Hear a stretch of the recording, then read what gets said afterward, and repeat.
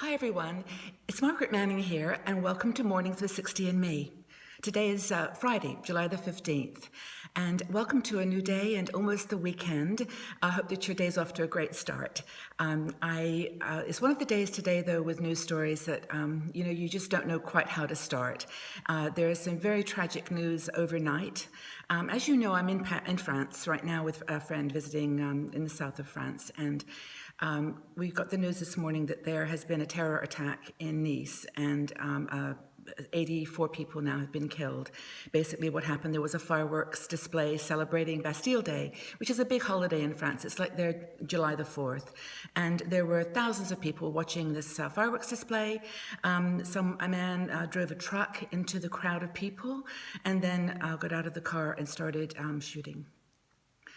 And it's just so awful because yesterday I was actually at a flea market in France. It's a beautiful day. It was sunny, and everybody was so happy. And there is a joy of life here in France that you really can't put your finger on. But it's just so tragic to have had that experience yesterday of such joy and happiness, and then to wake up this morning to this very, very sad story.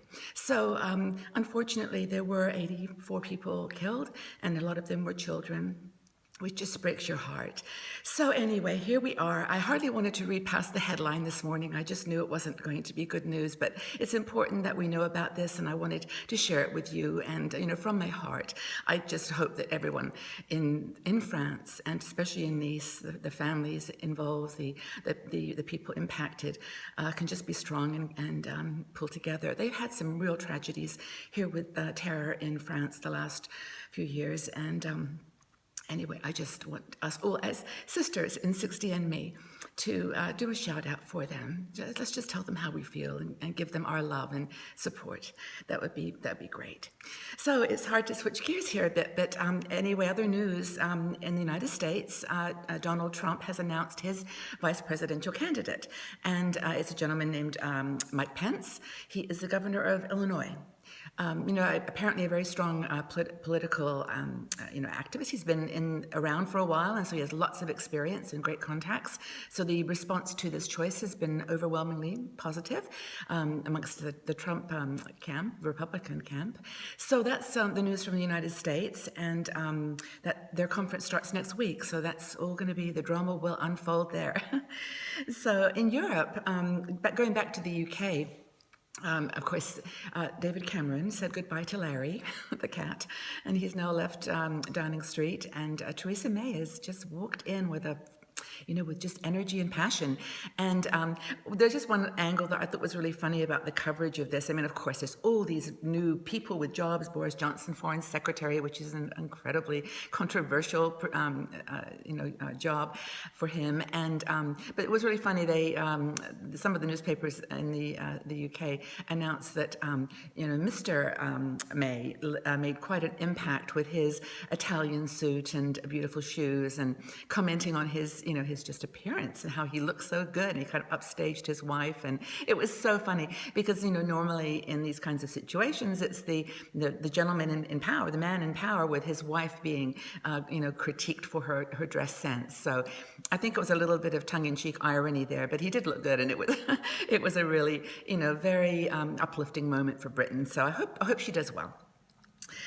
So she's in the spotlight. One very quick thing about UK, which is, I think, lovely, is that Prince Harry, he's just been an amazing beacon of positivity in the culture for some time.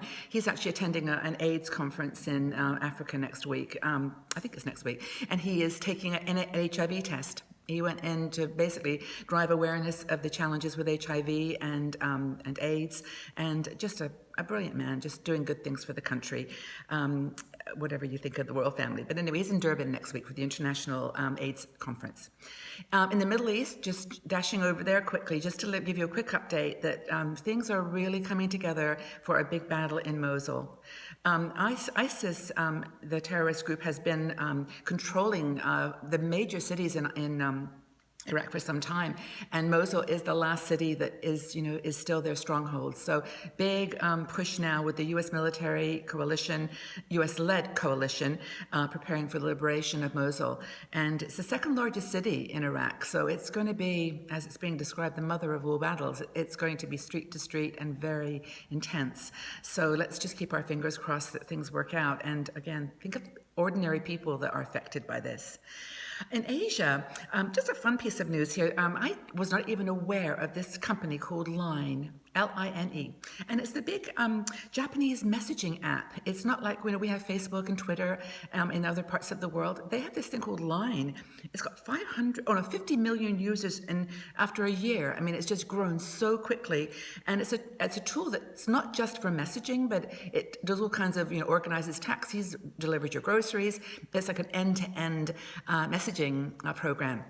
So they went public yesterday. They in the New York Stock Exchange, and within a few hours, it was way up, over 40% what they opened, and just goes to show that there's so much going on in this world with technology innovation, and that there's other companies that are making a huge, big impact. This company apparently started after the Fukushima tsunami as a way of talking to people, and it grew like crazy. So that's in Asia.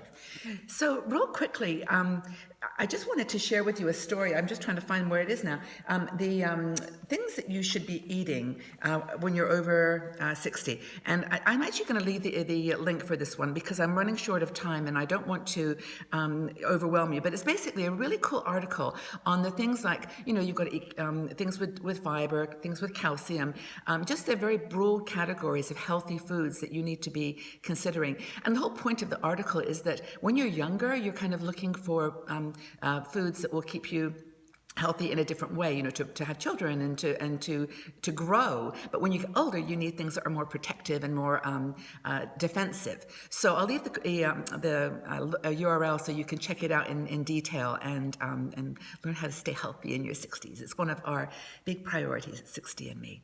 And speaking of food, and this is probably not on the list of healthy foods, today is National Tapioca Pudding Day. And I remember actually when I was a kid, I used to just hate tapioca at school, and I would sneak past the line and try not to take any. It was just so awful, in my opinion. But I looked it up, and I guess there's actually some good foods, low fat, and there's high in carbohydrates, and it's pretty much like a rice pudding, I guess. But it's very, very controversial in England. People don't like it very much. It's got a bit of a bland taste. But today's the day to explore new tapioca recipes. Go out there and enjoy tapioca. And one final thing. This is from my visit yesterday to the Bracont. This is, I was telling you, it's like a flea market in France where people kind of put out all their unusual stuff, everything from toilet bowls to old, knives, irons, dolls, clothes, books. It's a crazy place and very eclectic. And as I was there yesterday, I found this really pretty little picture, and I hope you can see it without too much of a glare there. It's actually a little picture that was painted in the 1930s by a Russian painter. I did some research, but anyway, it's called La Gavotte. And La Gavotte is a dance, and you can see people dancing. And it's a dance in France. It's actually was popular in the Renaissance, and it's a kind of a quick-moving dance, but it's called the kissing dance, because part of the movements were that the lead man and woman would stop sort of after they danced for a while, and they would kiss each other, and then the man would go kiss all the women in the group, and the woman would go kiss all the men. So it was very popular, as you can imagine. So anyway, that's my gift I'd like to give to someone today. So if you would like to leave a comment in the section below, I'll choose randomly someone to give this gift to. And it's for me today, particularly poignant gift because of the situation in France, and that we should just have the French country and people in our thoughts today. So this little gift is for someone I'll send to and treasure. So that's the news for today. Thank you for being here. I really appreciated you being here today with me. It was a tough day for me, and I'm glad that we're here for each other. And Please leave your comments on any of the topics that we discussed. And I did actually want to ask you a question at the end here, just to get your thoughts. And that is, I'm talking about healthy living, because it's a priority for us. What is the one really healthy food that you like to eat? What do you enjoy that you feel contributes to your healthy aging? Leave your comments below and let's start a conversation. And I look forward to seeing all of you again tomorrow here on Mornings with 60 and Me. Thanks for your support. Take care, everyone.